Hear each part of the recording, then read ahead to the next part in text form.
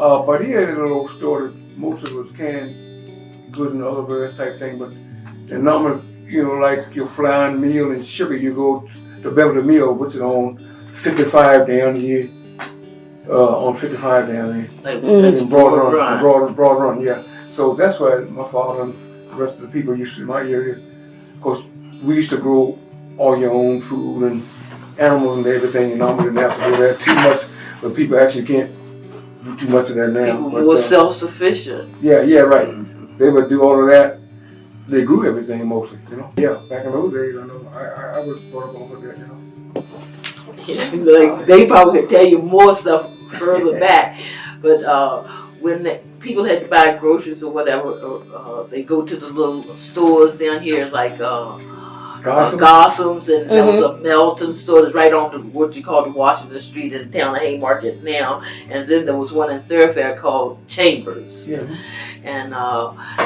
And what I noticed is that the proprietors of the store, when they would greet, like my grandfather, his name was Arthur Washington, or anybody else's relatives who were senior to them, they were uncles and aunts.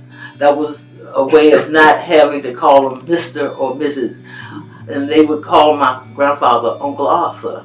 I guess that was their way of showing respect, but not too much. And so, that's the kind of relationship. It was kind of, like we didn't have like a lot of problems. Nobody fussing and fighting and in the streets.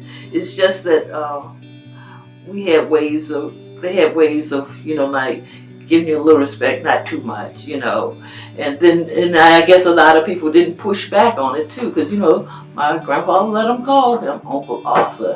And then we had one lady of this church. Her name was Miss Nellie Butler. She used to be the church clerk for years and years. And the same Mr. Gossam at the Gossam store used to call her Aunt Nellie. And she said, of all my sisters and brothers, I don't know any of them had a son named Jimmy Gossam. And we would just laugh at little things that they would do. Now, as a teacher, I noticed some people addressed me as Mrs. Washington. Most of them did.